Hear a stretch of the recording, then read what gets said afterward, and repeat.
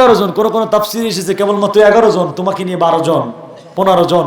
আমরা অল্প সাহাবী, আমার সাহাবী অল্প, আমাদের জনবল কম। হযরত ওমর বলছেন, নবীজি আবু জাহেলের ক্ষমতা থাকতে পারে, আবু জাহেলের অস্ত্র থাকতে পারে, আবু জাহেলের সাথে তো আল্লাহ নাই, আমাদের সাথে তো আল্লাহ আছে, আমাদের সাথে তো তার নবী আছে।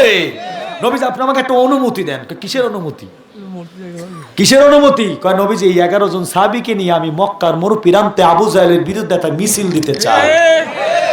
যেই মিছিল দিয়েছিল জামাত ইসলামের কর্মীরা, জামাত ইসলামের ছাত্র শিবিরেরা সর্বপ্রথম সরকারের বিরুদ্ধে কোটা আন্দোলনের মিছিল। কথা কয় না?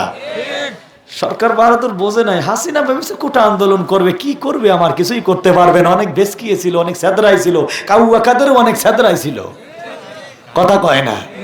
তিলে তাল হয়ে আমার আল্লাহ পাক রব্বুল আলামিন একেবারে এক কাপুরে পাঠাই দিয়েছে দাদা বাবুর দেশে। ঠিক কিনা? মুসলমান ভাই, মুসলমান ভাই, আসলে হাসিনা কিন্তু জীবনে যত মিথ্যে কথা কইছে, কিন্তু একটা সত্য কথা কিন্তু কইছে হাসিনা। সেই সত্য কথাটা কি জানেন? যে কলেজ, ইউনিভার্সিটি, মসজিদ, মাদ্রাসায় ছাত্র শিবিরের আবির্ভাব ঘটেছে। আসলে ছাত্র শিবির ছাড়া তো কোনো জায়গা ফাঁকা নাই, এটা হাসিনা জানতো ভাইজান। কারণ কোন লোক ছিল না। আর আগামীর বাংলাদেশ হবে কোরআনের বাংলাদেশ। বিএনপির ভারত, জামাত ইসলামের ভারত, চরমনার ভারত, হেফাজতের ভাড়া ঐক্য হয়ে আগামীর বাংলাদেশ কোরআনের বাংলাদেশ বানাতে হবে।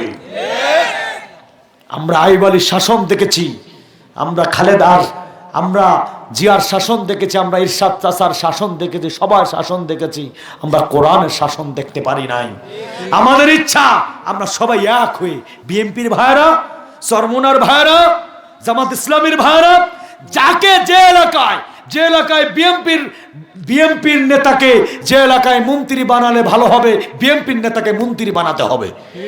যে এলাকায় জামাত ইসলামের নেতাকে মন্ত্রী বানালে ভালো হবে, সে এলাকায় জামাত ইসলামের মন্ত্রী বানাতে হবে। যে এলাকায় চরমনার নেতাকে মন্ত্রী বানালে ভালো হবে, সেখানে ফয়জুল করিম অথবা রেজাউল করিমকে মন্ত্রী বানায় দিতে হবে। যে এলাকায় মামুনুল হককে দ্বারা খেদমত হবে, সে এলাকায় মামুনুল হককে নির্বাচিত করতে হবে।